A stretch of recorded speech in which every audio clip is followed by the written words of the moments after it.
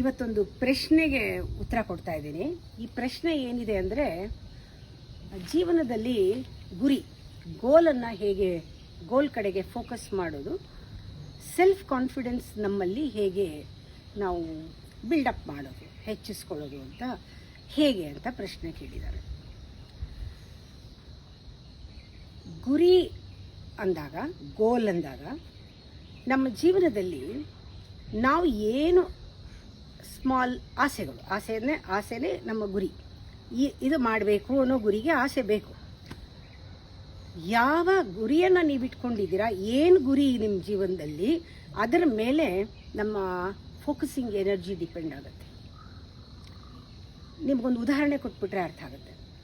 ಈಗ ನನ್ನ ಜೀವನದಲ್ಲಿ ಒಂದು ಮನೆ ಕಟ್ಟಬೇಕು, ಇದು ಒಂದು ಸ್ಥೂಲವಾದ ಆಸೆ, ಒಂದು ಗುರಿ. ಇದು ಮಾಡಬೇಕು ಅನ್ನೋ ಗುರಿ. ಈ ಗುರಿಗೆ ಏನು ಬೇಕು? ಹಣ ಬೇಕು ಅಷ್ಟೇ. ಹಣನ ಒಟ್ಟು ಹಾಕೋಕ್ಕೆ ಬುದ್ಧಿ ಬೇಕು. ಸ್ವಲ್ಪ ಕ್ಲವರ್, ಇಂಟೆಲಿಜೆಂಟ್, ಕನಿಂಗ್, ಬೇಗ ಮನೆ ಕಟ್ತಾನೆ. ಅದಕ್ಕೆ ಬೇಕಾಗಿರೋದು ಎರಡೇ. ಸ್ಥೂಲವಾದ ಆಸೆಗಳನ್ನು ಗುರಿಯಾಗಿ ಇಟ್ಕೊಂಡಾಗ ನಮಗೆ ಬೇಕಾಗಿರೋದು ಸ್ಥೂಲವಾದ ಪದಾರ್ಥ ಮತ್ತು ನಮ್ಮ ಬುದ್ಧಿ, ಶಕ್ತಿ, ಮನಸ್ಸು ಸ್ವಲ್ಪ ಇದ್ರೆ ಅದಾಗೋಗುತ್ತೆ. ಆದರೆ ಸೈಕಲಾಜಿಕಲಿ ಕೆಲವರಿಗೆ ಒಂದು ಕಲಾವಿದ ಆಗಬೇಕು, ನಾನು ಡ್ಯಾನ್ಸರ್ ಆಗಬೇಕು, ನಾನು ಮ್ಯೂಸಿಷಿಯನ್ ಆಗಬೇಕು, ನಾನು ಬೇಕಾದಷ್ಟು ಆಸೆಗಳಿರುತ್ತೆ. ದೊಡ್ಡ ಸೆಲೆಬ್ರಿಟಿಯಾಗಿ ಮೆರಿಬೇಕು, ಇದೆಲ್ಲ ಮಾಡಬೇಕು. ಈ ಆಸೆಗಳೆಲ್ಲ ಬಂದಾಗ ಇದು ಎಲ್ಲರಿಗೂ ಮಾಡೋಕ್ಕಾಗಲ್ಲ. ಇದು ಕೆಲವರಲ್ಲಿ ಸಂಸ್ಕಾರದಿಂದಲೇ ಬಂದ್ಬಿಟ್ಟಿರುತ್ತೆ. ಹಾಡು ಎಲ್ಲರೂ ಹೇಳೋಕ್ಕಾಗತ್ತಾ? ಆಗಲ್ಲ. ಹಾಗಂತ ಹಾಡು ಹೇಳೋರೆಲ್ಲ ಬಂದು ಸ್ಟೇಜ್ ಮೇಲೆ ಹಾಡಲ್ಲ. ಎಷ್ಟೋ ಜನ ಒಳಗಡೆ ಆ ಒಂದು ಇನ್ಬಾರ್ನ್ ಕ್ವಾಲಿಟಿ ಇದ್ರೂ ಕೂಡ, ಆ ಒಂದು ಕಲೆ ಇದ್ರೂ ಅದು ಹೊರಗಡೆ ಬಂದಿಲ್ಲ. ಯಾಕೆ? ಅಲ್ಲಿ ಬೇಕಾಗಿರೋದು focusing energy, will power, intelligence ಜೊತೆ ವಿಲ್ ಪವರ್. ಫಿಸಿಕಲ್ ಆಗಿ ನೋಡಿದಾಗ ಹಣ ಮತ್ತು ಬುದ್ಧಿ, ಇಲ್ಲಿ ಬುದ್ಧಿ ಮತ್ತು ವಿಲ್ ಪವರ್. ಹಾಗೆ ಕೆಲವು ಆಸೆ ಅಲ್ಲ, ಕೆಲವು ಆಕಾಂಕ್ಷೆಗಳು ಬರುತ್ತೆ, ಒಳ್ಳೆ ವಿಷನ್ ಬರುತ್ತೆ, ವಾಸ್ಟ್ ಡಿಸೈರ್, ಆಂಬಿಷನ್, ಪ್ರಪಂಚಕ್ಕೆಲ್ಲ, ಯೂನಿವರ್ಸ್ ಎಲ್ಲರಿಗೂ ಒಳ್ಳೆಯದಾಗೋದು. ಏನಾದರೂ ಒಂದು ಮಾಡಬೇಕು, ನಾನು ಹೋಗೋದ್ರೊಳಗೆ ಏನಾದರೂ ಒಂದು ಮಾಡಬೇಕು, ಒಳ್ಳೇದು ಮಾಡಬೇಕು, ಅದು ದೊಡ್ಡ ಆಸೆ. ಈ ಆಸೆಗೇನು ಬೇಕು? ಆತ್ಮಶಕ್ತಿ ಬೇಕು, ಆತ್ಮಬಲ ಬೇಕು. ಇದಕ್ಕೆ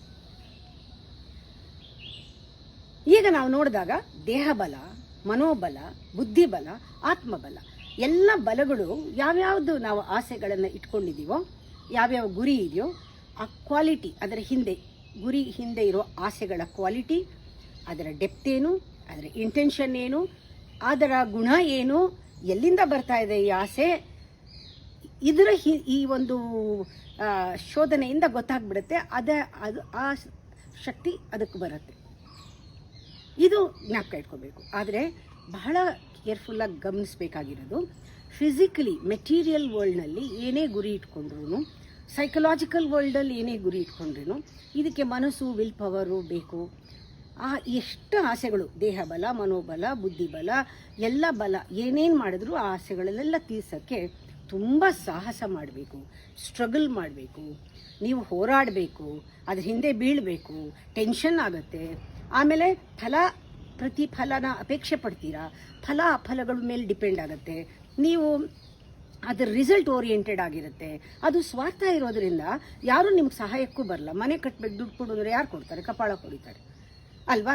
ನಿಮ್ಮಲ್ಲಿರುವ ಆ ಟ್ಯಾಲೆಂಟ್ನ ಹೊರಗೆ ತರೋಕ್ಕೆ ನೀವೇ ಮಾಡಬೇಕು. ಅಲ್ಲೂ ಕೂಡ ಸ್ಪರ್ಧೆ ಇರುತ್ತೆ, ಯಾರನ್ನೂ ಸಪೋರ್ಟ್ ಮಾಡಲ್ಲ. ನೀವೇ ದುಡಿಬೇಕು, ನಿಮ್ಮ ಟೈಮು, ಎನರ್ಜಿ ಮತ್ತು ಎಲ್ಲವನ್ನೂ ಹಾಕಬೇಕು ಅದಕ್ಕೆ. ಇದೆಲ್ಲಕ್ಕೂ ಬೇರೆಯವ್ರ ಸಪೋರ್ಟ್ ಸಿಗಲ್ಲ, ಎಲ್ಲ ಸ್ಟ್ರಗಲ್ ಮಾಡಬೇಕು. ಆದರೆ ನೋಡಿ, ಒಂದು ಪ್ರಪಂಚಕ್ಕೆ ಒಳ್ಳೆಯದಾಗಲಿ, ಇಟ್ಸ್ ಏನಂತಾರೆ ಹೈಯರ್ ಅಲ್ಟಿಮೇಟ್. ಈ ದೊಡ್ಡ ಒಂದು ಆಕಾಂಕ್ಷೆಗಳು ಎದ್ದು ಬಿಟ್ರೆ, ಅದು ಪರಮಾತ್ಮನ ಇಚ್ಛೆಗಳು ನಮ್ಮ ಮೂಲಕ ಕೆಲಸ ಮಾಡೋಕ್ಕೆ ಶುರು ಮಾಡಿಬಿಟ್ರೆ, ಅದಕ್ಕೆ ಪರಮಾತ್ಮನೇ ಬಂದು ನಿಂತ್ಬಿಡ್ತಾನೆ. ಎಲ್ಲ ದೈವಿಕ ಶಕ್ತಿಗಳು ಅವನ ಮೂಲಕ ಕೆಲಸ ಮಾಡಿಬಿಡುತ್ತೆ. ಅವನು ಏನು ಟೆನ್ಷನ್ ಮಾಡ್ಕೊಳ್ಳೋದು ಬೇಡ, ಅವನು ಏನು ಹೋರಾಡೋದು ಬೇಡ, ಯಾರನ್ನೂ ಮೆಚ್ಚಿಸೋದು ಬೇಡ, ಯಾರು ಅಪ್ರಿಸಿಯೇಷನ್ ಬೇಡ, ಅವನಿಗೆ ಏನೂ ಬೇಡ. ತನ್ನಷ್ಟಕ್ಕೆ ತಾನೇ ಎಲ್ಲ ಆಗ್ತಾ ಇದೆ. ಯಾಕೆ ಇಡೀ ಪ್ರಪಂಚನೇ ಅವನಿಗೆ ಸಪೋರ್ಟ್ ಮಾಡಿಬಿಡುತ್ತೆ.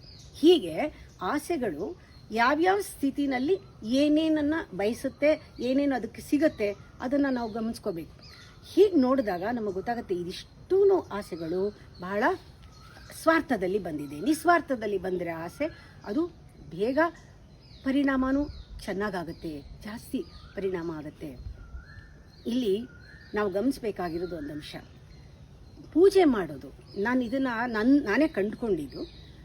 ಪೂಜೆ ಮಾಡೋದು, ಪ್ರಾರ್ಥನೆ ಮಾಡೋದು, ಧ್ಯಾನ ಮಾಡೋದು ಎಲ್ಲ ಮಾಡೋಕ್ಕೆ ಮುಂಚೆ ನನಗೆ ಇದಾಗಲಿ, ನನಗೆ ಹೀಗಾಗಬೇಕು ಅಂದ ಹರಕೆ, ಇದಕ್ಕೋಸ್ಕರ ನಾನು ಪೂಜೆ ಮಾಡ್ತಿದ್ದೀನಿ ಅಂತ ಮಾಡೋದು. ಬರ್ತಾ ಬರ್ತಾ ನನಗೆ ಗೊತ್ತಾಯಿತು, ಪೂಜೆ ಮಾಡೋ ಉದ್ದೇಶ ನನ್ನ ಒಳಗಡೆ ಇರೋ ಎನರ್ಜಿ ಏನಿದೆ, ಎಕ್ಸಿಸ್ಟಿಂಗ್ ಎನರ್ಜಿ, ಅದು ಹೊರಗೆ ತೆಗಿಯೋಕ್ಕೆ. ಇದು ಡಿವೈಸ್. ಇದು ನಾನು ಧ್ಯಾನ ಮಾಡ್ತಿರೋದಾಗಲಿ, ಜಪ ಮಾಡ್ತಿರೋದಾಗಲಿ, ಪೂಜೆ ಮಾಡ್ತಿರೋದಾಗಲಿ, ದೇವಸ್ಥಾನಕ್ಕೆ ಹೋಗಿ ಎಲ್ಲವೂ ಕೂಡ ನನ್ನ ಒಳಗಡೆ ಇರೋ ಶಕ್ತಿನ, ಆತ್ಮ ಬಲ ಏನಿದೆ ಅದನ್ನು ಹೊರಗೆ ಎಳೆಯೋದಕ್ಕೆ. ಇದು ಎಳೆದ್ಬಿಟ್ಟ ಮೇಲೆ ನೀನು ಏನು ಬೇಕಾದರೂ ಮಾಡಬಹುದು. ಏನೋ ಅದಕ್ಕೆ ಹರಕೆ ಹೊತ್ಕೊಂಡು ಕೂತ್ಕೋಬೇಕಾಗಿಲ್ಲ. ಇದೆಲ್ಲ ಆಗಕ್ಕೆ ನಾನು ಪೂಜೆ ಮಾಡ್ತೀನಿ ಅಂದರೆ ಖಂಡಿತ ಅದು ಆಗೋದೂ ಇಲ್ಲ. ಪೂಜೆ ಮಾಡಿದಾಗ ನೀನು ಒಳಗಿಂದ ಬರೋ ಒಂದು ಅನುಗ್ರಹ ಏನಿದೆ, ಆ ಎನರ್ಜಿ, ಅದು ಸಿಗೋದೂ ಇಲ್ಲ, ವೇಸ್ಟ್ ಆಗುತ್ತೆ. ನಾವು ಅನ್ಕೊಂಡಿದ್ರಿಂದಾನೇ ಅದಾಗಲಿಲ್ಲ. ಅನ್ಕೊಳ್ಬೇಡಿ, ಸುಮ್ಮನೆ ಪೂಜೆ ಮಾಡಿ ಅಂತ ಇದಕ್ಕೆ ಹೇಳೋದು ನಾನು. ಯಾವಾಗ ವಿಶ್ ಎಲ್ಲ ಇರುತ್ತೋ ನಮಗೆ, ಎಕ್ಸ್ಪೆಕ್ಟೇಷನ್ಸ್ ಎಲ್ಲ, ಆವಾಗ ಗಾಡ್ಸ್ ವಿಲ್ ನಾಟ್ ವರ್ಕ್. ಆ ದೈವಿಕ ಶಕ್ತಿ, ಆತ್ಮಬಲ ಕೆಲಸ ಮಾಡಬೇಕಾದ್ರೆ ಆ ವಿಶ್ ಏನು ಇಟ್ಕೋಬಾರ್ದು. ಬೇಕಾದ್ರೆ ಕೇಳಿ, ಬಹಳ ದೊಡ್ಡ ಮಹಾನ್ ವ್ಯಕ್ತಿಗಳ ಹತ್ರ ಹೋಗಿ, ನೀವು ಇಷ್ಟೆಲ್ಲ ಸಾಧನೆ ಮಾಡಿದ್ದೀರಾ, ನೀವು ಹೇಗೆ ಮಾಡಿದ್ರಿ, ಹೇಗೆ ಬಿಲ್ಡಪ್ ಮಾಡ್ಕೊಂಡ್ರಿ ಎನರ್ಜಿನ, ಸೆಲ್ಫ್ ಕಾನ್ಫಿಡೆನ್ಸ್ನ, ನೀವು ಯಾವತ್ತು ಗುರಿ ಇಟ್ಕೊಂಡ್ರಿ ಎಲ್ಲ. ಅವ್ರು ಹೇಳ್ತಾರೆ, ನಾನು ಏನೂ ಇಟ್ಕೊಂಡಿರಲಿಲ್ಲ, ಏನೋ ಮಾಡ್ಕೊಂಡು ಬಂದೆ, ಖುಷಿಯಾಗಿ ಸಂತೋಷವಾಗಿ ಅದಾಗೋಯ್ತು, ನನಗೆ ಆಶ್ಚರ್ಯ ಆಗತ್ತೆ ಹೇಗಾಯ್ತೋ ಏನೋ. ಇದು ಸತ್ಯ, ಪರಮ ಸತ್ಯ. ಇದು ನನ್ನ ಅನುಭವದ ಹೇಳ್ತೀನಿ ಸತ್ಯ. ನಾವು ಮಾಡಿದರೆ ಇದೇನೂ ಆಗ್ತಿರ್ಲಿಲ್ಲ. ಮಾಡೋದಲ್ಲ, ಅದು ಗುರಿ ಇಟ್ಕೊಂಡು ಮಾಡೋದು ಅಲ್ಲ, ಪ್ಲ್ಯಾನ್ ಮಾಡೋದು ಅಲ್ಲ, ಹೀಗಾಗಬೇಕು, ಇಷ್ಟು ದಿನದಲ್ಲಿ ಮುಗಿದೋಗ್ಬೇಕು ಅನ್ನೋದು ಅಲ್ಲ. ನೀನು ಸುಮ್ಮನೆ ಆನಂದವಾಗಿ ಎಂಜಾಯ್ ಮಾಡ್ಕೊಂಡು ಹೋಗ್ತಿದ್ರೆ ಅದು ಆಗೇ ಆಗುತ್ತೆ. ಅದಕ್ಕೆ ಹೇಳೋದು ನಾನು, ಡೂ ನಾಟ್ ರೆಸಿಸ್ಟ್ ಅಂತ. Relax, do not resist. Relax first ಬರಬೇಕಾಗಿರೋದು. Relax, do not resist. ಅಹಂಕಾರನ ಬಿಡಬೇಕು, ಛಲ ಬಿಡಬೇಕು, ಹಠ ಬಿಡಬೇಕು. ಸಂಪೂರ್ಣವಾಗಿ ಮಾಡೋದನ್ನು ಸಂಪೂರ್ಣವಾಗಿ ಎಂಜಾಯ್ ಮಾಡ್ಕೊಂಡು ಬರಬೇಕು. ಯಾವಾಗ ನಾವು ಒಳಗಡೆಯಿಂದ ಎಂಜಾಯ್ ಮಾಡ್ಕೊಂಡು ಬರ್ತೀವಿ, ನಮ್ಮ ಉಸಿರಲ್ಲೇ ಆ ಬ್ಲಿಸ್ ಇದೆ, ಆ ಆನಂದ ಇದೆ, ಅದು ನಮಗೆ ಗೊತ್ತಾಗ್ಬಿಡುತ್ತೆ, ನಮಗೆ ಗೊತ್ತಾಗತ್ತೆ, ಅನುಭವಕ್ಕೆ ಬರುತ್ತೆ. ನೋಡಿ, ಜೀವನ ಒಪ್ಕೊಂಬಿಡಿ. ಜೀವನನ ನೋಡೋ ದೃಷ್ಟಿನ, ಅದೇ ಗುರಿ ನಿಮ್ಗೆ. ಇವಾಗ ಜೀವನ ಒಪ್ಕೊಳ್ಳಿ. ಏನು, ಪ್ರತಿಯೊಂದು ಕ್ಷಣವೂ ಬದಲಾಗ್ತಾ ಇದೆ. ಬದಲಾಗ್ತಾ ಇರೋದೇನೇ ಸತ್ಯ. ಬದಲಾಗ್ತಾ ಇದೆ. ನೀವು ಏನು ಗುರಿ ಇಟ್ಕೊಂಡು ಎಲ್ಲಿ ತಗ್ಲಾಕೋತೀರಾ? ಬದಲಾಗ್ತಾ ಇದೆ ಪ್ರತಿಯೊಂದೂ. ಯಾವುದು ನಿಂತಿಲ್ಲ, ಹಾಗೆ ಬದಲಾಕೊಂಡು ಹೋಗ್ತಾ ಇದೆ. ನೀವು ಬದಲಾಗ್ತಾ ಇರೋದು ಜೊತೆಗೆ ಹೋಗೋದೇ ಧರ್ಮ ಅಲ್ವಾ? ಬದಲಾಗೋದೇ ಜೀವನದ ಧರ್ಮ ಆದರೆ ಅದ್ರ ಜೊತೆಗೆ ಹೋಗೋದೇ flowing with that change is your ಧರ್ಮ. ಆದರೆ ನೀವೇನು ಮಾಡ್ತಿದ್ದೀರಾ? ಈ ಕ್ಷಣ ಏನಿದೆ, ಮುಂದಿನ ಕ್ಷಣ ಏನಿದೆ, ಆ ಕ್ಷಣದಲ್ಲಿ ಇಲ್ಲದೆ ನೀವು ಎಲ್ಲಿದ್ದೀರಾ? ನೀವು ಪ್ರೆಸೆನ್ಸ್ ಇಲ್ವೇ ಇಲ್ಲ. ನೀವು ಮನಸ್ಸಿನಲ್ಲಿದ್ದೀರಾ. ಆ ಮನಸ್ಸು ಯಾವಾಗಲೂ ಪಾಸ್ಟ್. ಆ ಪಾಸ್ಟಲ್ಲಿ ಇರೋದ್ರಿಂದ ನಿಮ್ಮ ಭವಿಷ್ಯನೇ ಕಳ್ಕೊತಾ ಇದ್ದೀರಾ. ಭವಿಷ್ಯಕ್ಕೆ ಈ ಪ್ರೆಸೆಂಟ್ ಮೊಮೆಂಟಲ್ಲಿ ಇರಬೇಕು, ಆಗಲೇ ನಾಳೆ. ಇವತ್ತಿಲ್ಲದೆ ಇರೋನಿಗೆ ನಾಳೆ ಎಲ್ಲಿದೆ?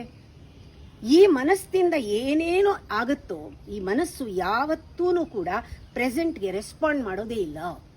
ಈ ಪಾಸ್ಟ್ ಯಾವತ್ತೂ ಪ್ರೆಸೆಂಟ್ಗೆ ರೆಸ್ಪಾಂಡ್ ಮಾಡಲ್ಲ. ಅದರಿಂದ ಮನಸ್ಸಿಂದ ಬಂದಿದ್ದೆಲ್ಲ ರೆಸ್ಪಾನ್ಸ್ ಅಲ್ಲ, ರಿಯಾಕ್ಷನ್ ಆಗುತ್ತೆ. ಯಾರಿಗೆ ಗುರಿಯ ಮೌಲ್ಯ ಗೊತ್ತೋ ಅವನು ಜೀವನದಲ್ಲಿ ರೆಸ್ಪಾಂಡ್ ಮಾಡ್ತಾನೆ, ರಿಯಾಕ್ಟ್ ಮಾಡೋದಿಲ್ಲ. ಆ ರೆಸ್ಪಾನ್ಸ್ಗೆ ಬೇಕಿರೋದು ತಲೆ ಅಲ್ಲ, ಹೃದಯ. ಆ ರೆಸ್ಪಾನ್ಸ್ಗೆ ಬೇಕಿರೋದು ಒಳಗಿಂದ ಅವನು ಮಾಡೋ ಹೃದಯ ಬಹಳ ಮುಖ್ಯ. ಆ ಹೃದಯದಿಂದ ಅವನು ಮಾಡ್ತಾನೆ, ಅವನಿಗೆ ಅದು ಬೆಲೆ ಇದೆ. ಯಾವತ್ತಷ್ಟೇ ಪಾಸ್ಟಿಂದ, ಅಂದರೆ ಪಾಸ್ಟನ್ನು ನಾವು ಅದನ್ನು ಒಂದು ಶೂಟ್ ಮಾಡಕ್ಕೆ ಹೊರಟ್ರೆ ಪಾಸ್ಟಿಂದ, ಅದು ಯಾವತ್ತೂ ಪ್ರೆಸೆಂಟ್ ಟಾರ್ಗೆಟ್ ಮಾಡ್ಕೊಳ್ಳೋದೇ ಇಲ್ಲ. ಮೇಲೆ ಹೋಗುತ್ತೆ ಅಥವಾ ಕೆಳಗೆ ಹೋಗುತ್ತೆ. ಇದನ್ನು ನಾವು ನೆನ್ಪಿಟ್ಕೋಬೇಕು. ಪ್ರತಿಯೊಂದು ಕ್ಷಣವೂ ಕೂಡ ಏನಿದೆ ಅದಕ್ಕೆ ಜವಾಬ್ದಾರಿ ತಗೊಂಡ್ರೆ, ಆ ಜವಾಬ್ದಾರಿನಲ್ಲಿ ಇದ್ದರೆ, ರೆಸ್ಪಾಂಡ್ ಮಾಡಿದ್ರೆ, ಇದನ್ನು ಸ್ಪಾಂಟಿನಿಟಿ ಅಂತಾರೆ.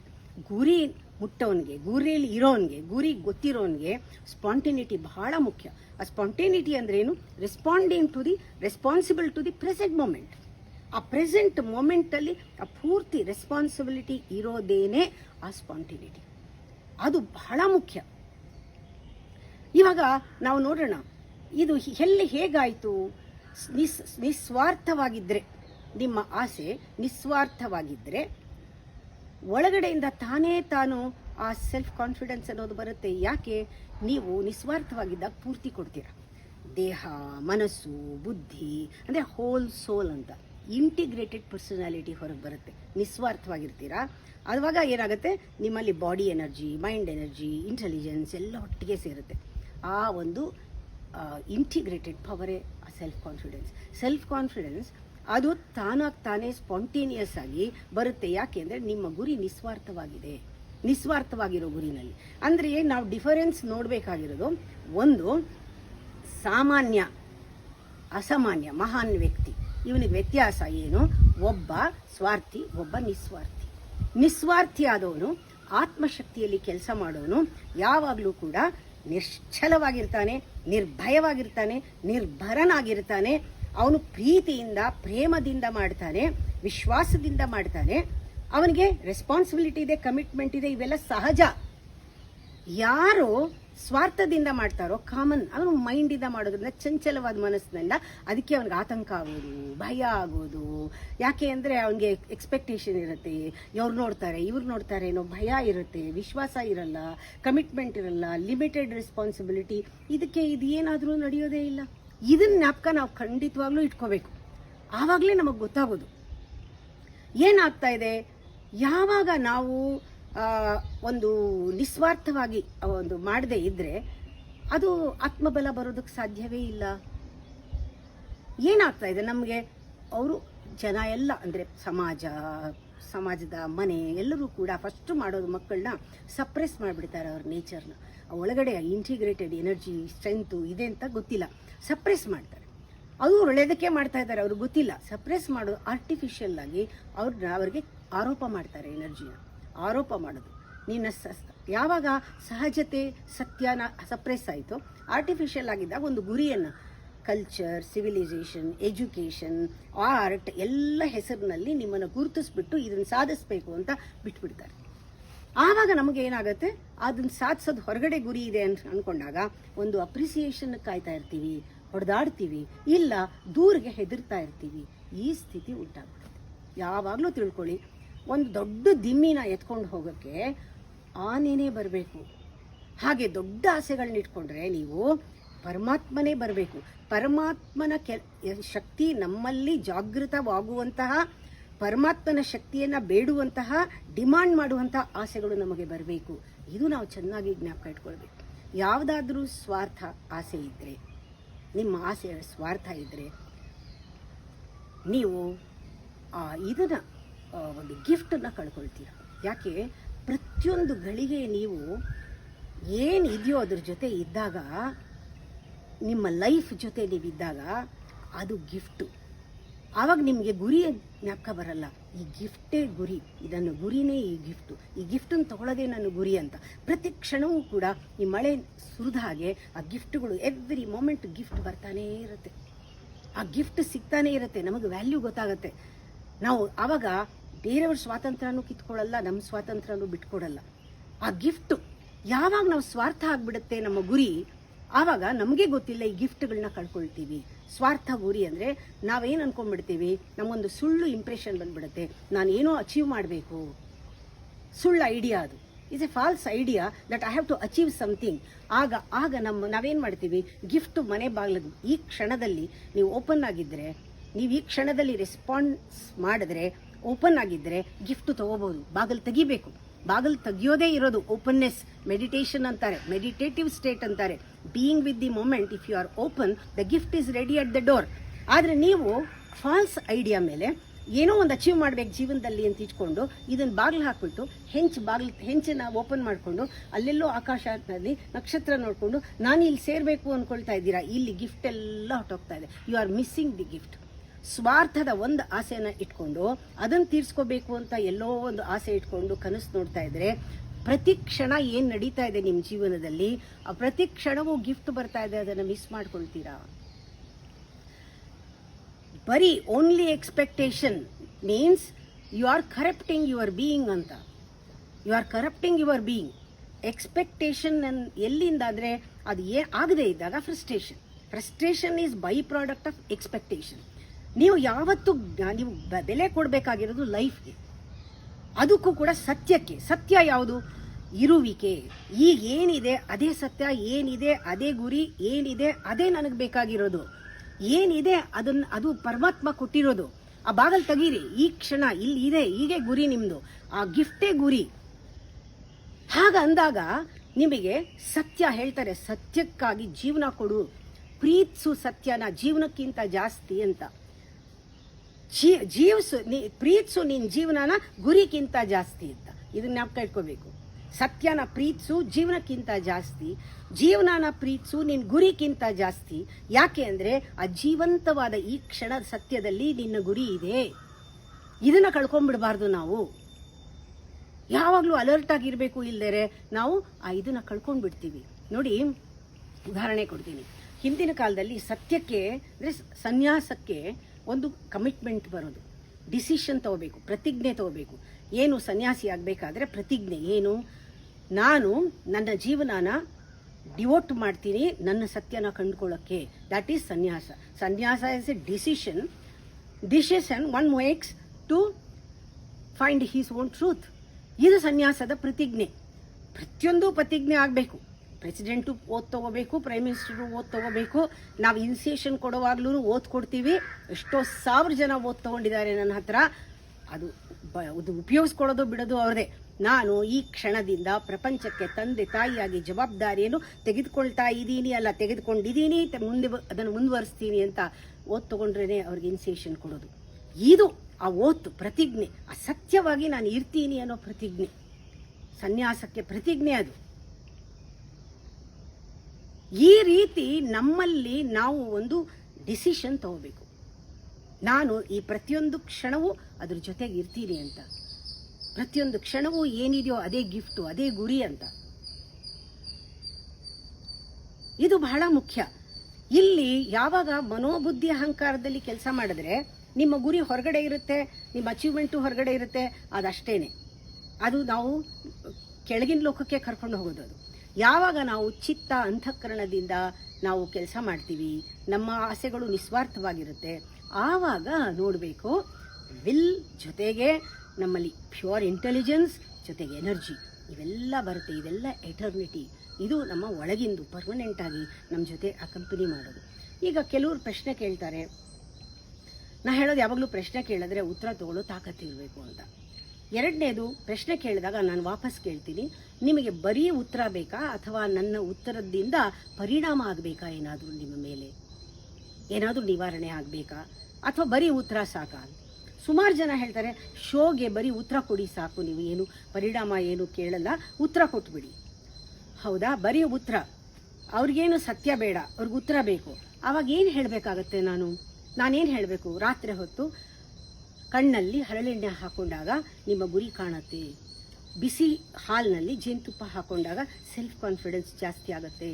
ಅಥವಾ ರಾತ್ರಿ ಚಂದ್ರನ ಬೆಳಕು, ಬೆಳಗ್ಗೆ ಸೂರ್ಯನ ಬೆಳಕು ನೋಡಿದಾಗ ನಿಮಗೆ ಎನರ್ಜಿ ಫೋಕಸ್ ಮಾಡ್ಬೋದು. ನೀವು ಕವಡೆ ಹಾಕಿದ್ರೆ ಯಾವ್ದು ಒಳ್ಳೇದು ಯಾವ್ದು ಕೆಟ್ಟದ್ದು, 3 ಬಿದ್ದರೆ ಕೆಟ್ಟದ್ದು, 4 ಬಿದ್ದರೆ ಒಳ್ಳೇದು, ಈ ಥರ ಹೇಳಿದ್ರೆ ಅವ್ರೇನು ಹೇಳ್ತಾರೆ? ಅಯ್ಯೋ ಹೌದಾ, 80 ಜನ 100ಕ್ಕೆ ಇದನ್ನು ಒಪ್ಕೋತಾರೆ. ಹೋಗ್ಲಿ ಬಿಡಿ, ಅವ್ರು ಹೇಳಿದ್ದೇನ್ರಿ, ಬರೀ ಜೇನುತುಪ್ಪ ಹಾಲಲ್ಲಿ ಹಾಕೊಂಡು ಕುಡಿಯೋದು, ಆದರೆ ಆಗಲಿ ಬಿಟ್ಟರೆ ಬಿಡಲಿ, ಮಾಡೋಣ ನೋಡೋಣ ಅಂತ 80 ಜನ ಮಾಡ್ತಾರೆ.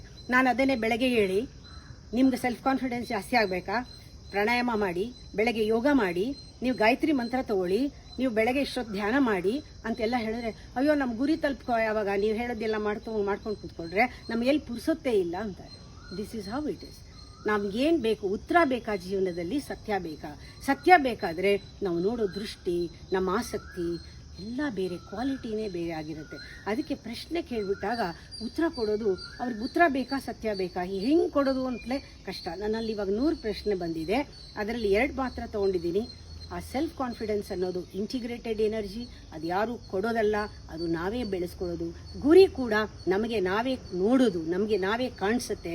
ಹೊರಗಡೆಯಿಂದ ಯಾರೋ ನಮ್ಮ ರಿಯಲ್ ನೇಚರ್ನ ಸಪ್ರೆಸ್ ಮಾಡಿ ನಮಗೆ ಒಂದು ನೇಚರ್ನ, ಸಿವಿಲೈಸೇಷನ್ನು, ಎಜುಕೇಷನು ಅದರ ಮೂಲಕ ಆರೋಪ ಮಾಡಿಬಿಟ್ಟು ನೀನು ಇದು ಗುರಿ, ನೀನು ಮಾಡಲೇಬೇಕು ಅಂತ ಯಾರಾದರೂ ಬೇರೆಯವರು ಫೋರ್ಸ್ ಮಾಡಿದಾಗ ಜೀವನ ನರಕ ಆಗುತ್ತೆ.